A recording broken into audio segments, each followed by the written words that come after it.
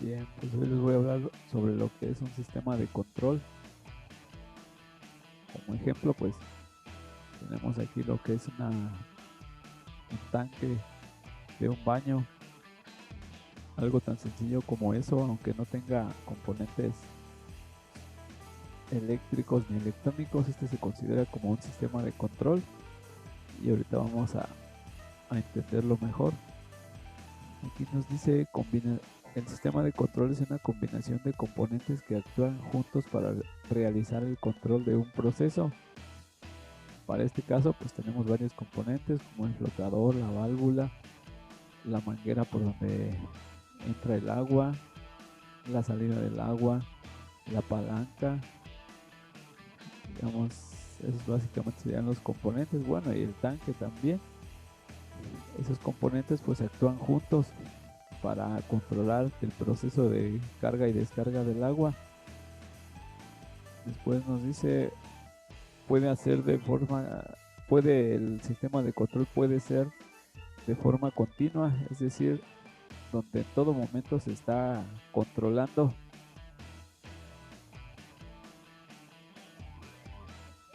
Y bueno, después nos dice que puede ser también de forma discreta, es decir, que en cada cierto momento se está controlando, no siempre se está enviando una señal así constante para, pues, para saber qué es lo que está pasando. Y cuando es un sistema continuo, el control lo realizan elementos continuos, como en el caso del tanque del baño. eh, pues tenemos elementos continuos, por ejemplo el flotador, que es lo que controla el nivel de llenado. eh, Constantemente, o mejor dicho, siempre está presente para saber el nivel del agua. A eso se refiere con que sea un elemento continuo. Y después nos dice que el sistema discreto, el control se realiza con elementos digitales como en el ordenador, por lo que hay que digitalizar los valores antes de su procesamiento y volver a convertirlos tras el procesamiento. Aquí nos habla ya sobre un sistema discreto. El sistema discreto pues es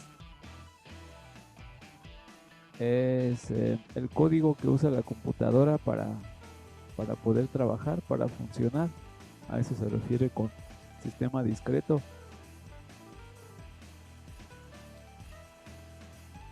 Y después nos dice tipos de sistemas de control. Tenemos sistemas de lazo abierto, que son aquellos en los que la salida no tiene influencia sobre la señal de entrada, como por ejemplo un semáforo. La salida pues es la luz que nosotros vemos y la señal de entrada es el tiempo que siempre está transcurriendo por dentro, pues en el circuito de control. Esa señal que nosotros vemos no influye en nada en el tiempo que está, que siempre está corriendo. Eso es un ejemplo de un lazo abierto. Y un sistema de lazo cerrado dice que son aquellos en los que la salida influye sobre la señal de entrada. Ahorita vamos a ver más claro un ejemplo con la taza de un baño para que se entienda mejor lo que es un lazo cerrado. Aquí nos dice, aquí tenemos un ejemplo de un sistema de lazo abierto donde tenemos una entrada. En este caso, el ejemplo es un amplificador de sonido. La entrada es el volumen, o la perilla, o puede ser algo más moderno como los botones que ya tienen, por ejemplo, los celulares. El controlador sería el amplificador y el proceso también es parte del amplificador porque amplifica la señal de entrada. Y por último tenemos la salida. Esa salida la vamos a tener en la bocina. Aquí nos dice que cuando variamos el potenciómetro, el volumen cambia. Lo que pasa es que varía la cantidad de potencia que entrega el altavoz, pero el sistema no sabe si se ha producido la variación que deseamos o no. Aquí únicamente el sistema responde a la señal que recibe mediante la entrada, mediante la posición que tenga el potenciómetro. Y un sistema de lazo cerrado tiene esto que se llama retroalimentación. El sistema de lazo abierto no lo tiene, únicamente está entrada, controlador, proceso y salida. Entonces la retroalimentación es la que se encarga de, pues de decirle o de indicar que se vuelva a repetir el proceso. Nos dice que un ejemplo puede ser el llenado de agua en la cisterna de un inodoro, como lo vimos al principio. En este caso nos dice que el control se realiza sobre el nivel de agua que debe contener la cisterna. El nivel del agua pues lo modificamos mediante un tornillo que tiene aquí en esta parte. A eso es a lo que aquí se le llama controlador. Después nos dice que cuando tiramos del tirador o de la palanca, pues el agua sale de la cisterna. Dice que en este momento el flotador baja y comienza el agua a entrar en la cisterna. Eso es lo que comúnmente hacemos cuando vamos al baño. Bajamos la palanca, lo cual libera aquí un tapón que tiene la salida, pues el agua sale y el flotador baja. Cuando el flotador baja, libera esta válvula que está aquí, lo cual hace que se abra y vuelva a entrar agua a la cisterna.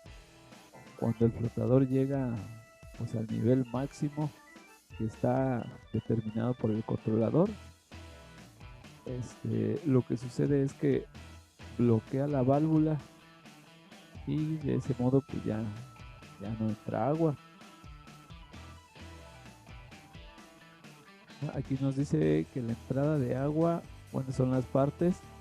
La entrada sería el agua que llega por aquí y sale por la manguera.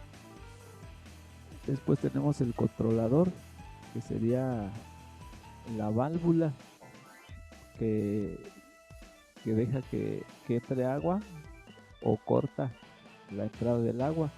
Tenemos un nudo comparador, en este caso pues sería el punto de apoyo de esta palanca, que es la palanca que está unida aquí a una parte fija, y del otro extremo tiene el flotador y en el extremo más corto tiene el bloqueador de la válvula. Y la retroalimentación pues, la realiza el flotador. Cuando está en la parte baja, deja de bloquear la válvula y eso permite que el agua entre. Cuando llega al nivel que ya se estableció, bloquea la válvula y deja de entrar agua.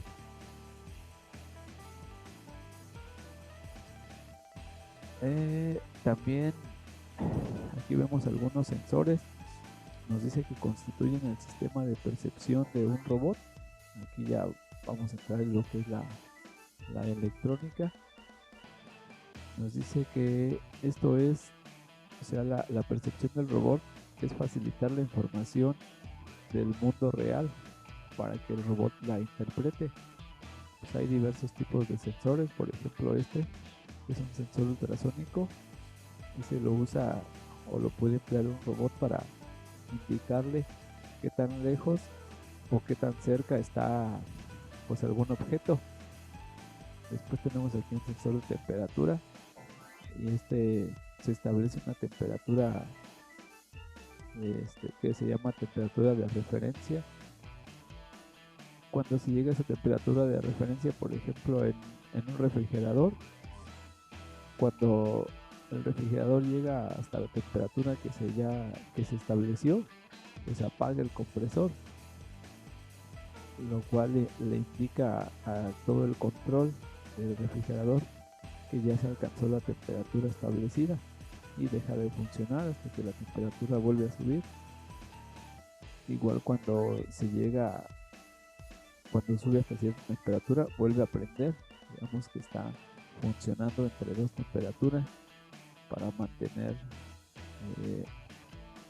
pues los alimentos a una temperatura adecuada para que no se descompongan. Después tenemos un sensor magnético que es como el que tienen las puertas cuando hay una alarma de seguridad instalada. Cuando se separan cuando se separan los contactos, lo que sucede es que se activa la alarma.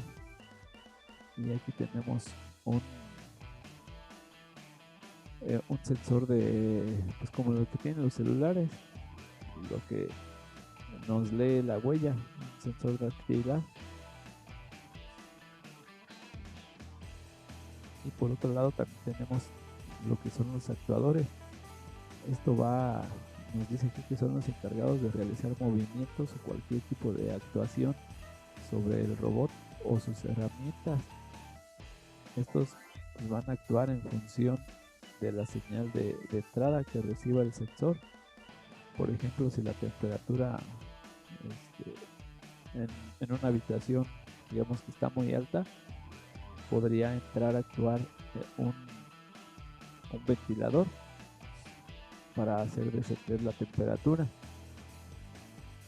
Ese sería un actuador eléctrico. También tenemos actuadores neumáticos. Estos, por ejemplo, son usados en las industrias, en la línea de producción. Y los actuadores hidráulicos, que como ejemplo tenemos una máquina excavadora. Estos actuadores ejercen gran fuerza, ya que estas máquinas pues, son de trabajo pesado.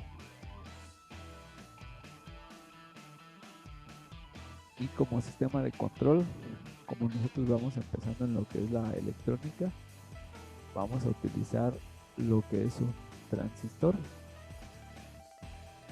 Como vemos aquí tiene 3 terminales, las cuales vamos a conocer un poquito más adelante. Nos dice el transistor como elemento de control cuando se necesita detectar un parámetro físico como lo sería una luz o la temperatura. Para realizar una determinada acción se utilizan circuitos electrónicos que incorporan transistores. Esto es porque un transistor nos ayuda a amplificar la señal. Por ejemplo, un sensor de luz pues entrega una señal de voltaje baja. Lo que hace el transistor es amplificar esa señal para que puedan entrar a trabajar, por ejemplo, un motor o una luz indicadora. Aquí nos dice que con frecuencia se emplean sensores, que son dispositivos capaces de medir magnitudes físicas. Y una magnitud física pues sería, por ejemplo, la luz, la distancia, la temperatura, la presión, la fuerza. Todas esas son magnitudes físicas. Y aquí tenemos nuevamente las etapas que conforman un sistema de control. Sería entrada, unidad de control, actuador y salida. Y aquí tenemos un ejemplo de un sensor electrónico de movimiento.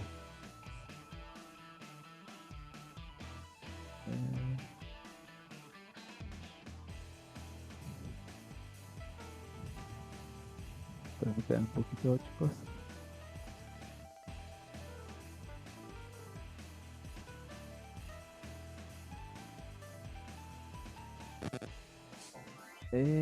Pues como vemos aquí en la imagen,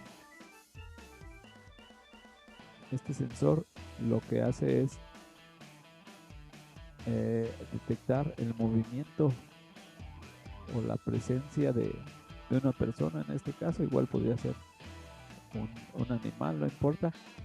Lo que importa es que el detector identifique que hay un acortamiento en la distancia o algún movimiento presente dentro de su rango de trabajo. Aquí podemos ver este haz de color azul.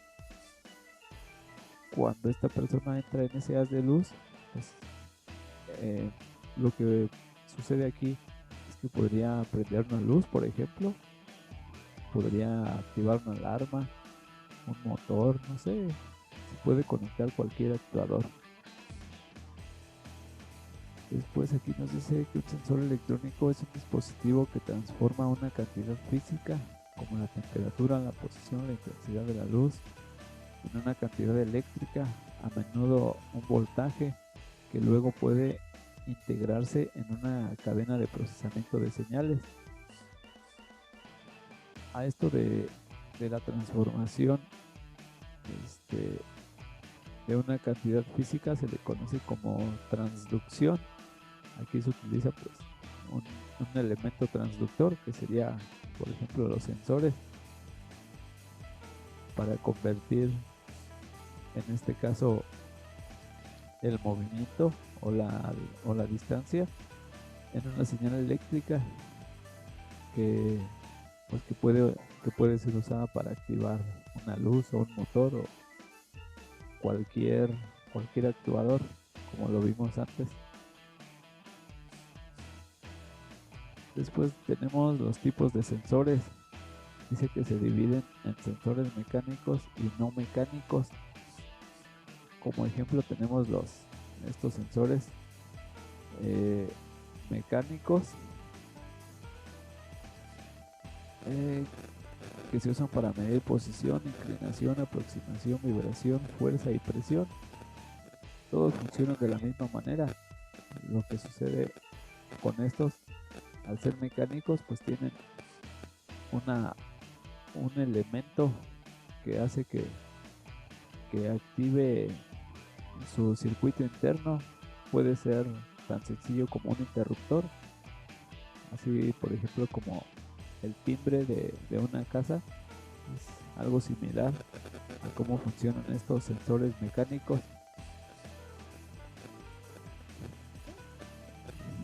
Y también tenemos los sensores no mecánicos. Nos dice aquí que incluyen la temperatura y la luz, los sensores de campo magnético, sensores capacitivos y sensores químicos. Estos no tienen partes mecánicas o movimiento como los sensores mecánicos. Como ejemplo tenemos los sensores que hay en una puerta de un centro comercial. Estos, al detectar la presencia de una persona, pues envían una señal eléctrica para que los motores abran las puertas y nos permitan ingresar.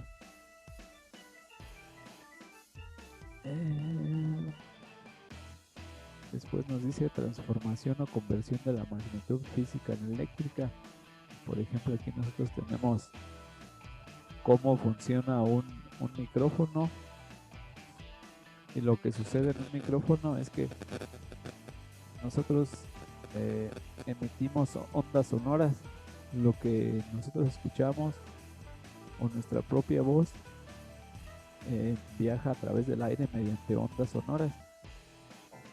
Estas ondas sonoras hacen que se mueva esta bobina móvil que está conectada al diafragma. El diafragma es el que recibe directamente las ondas sonoras y después mueve la bobina móvil que está conectada directamente al diafragma.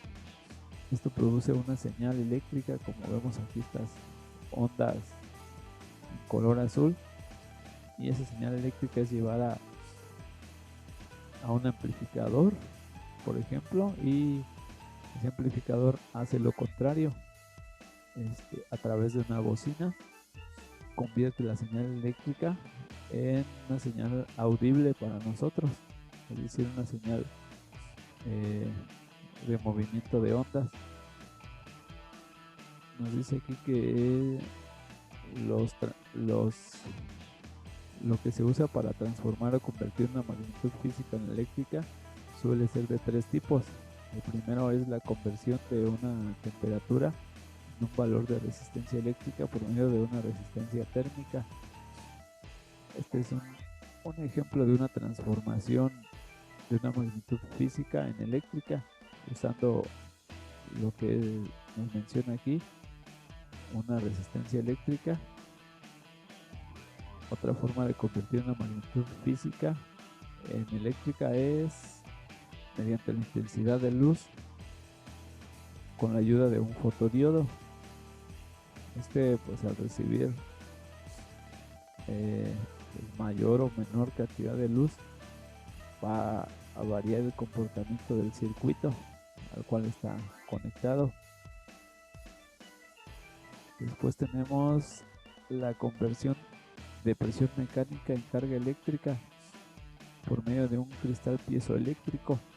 Nos dice aquí que la piezoelectricidad es un efecto físico que da lugar a que ciertos cristales como el cuarzo adquieran polaridad eléctrica al ser sometidos a una presión mecánica.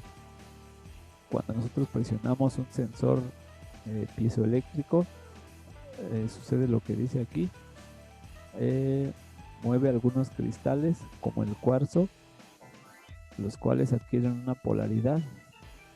Y bueno, al igual que una batería que también tiene polos eléctricos, estos sensores piezoeléctricos emiten una señal eléctrica después de haber sido tocados o presionados. Esa magnitud física de presión o de fuerza la convierten en una magnitud eléctrica.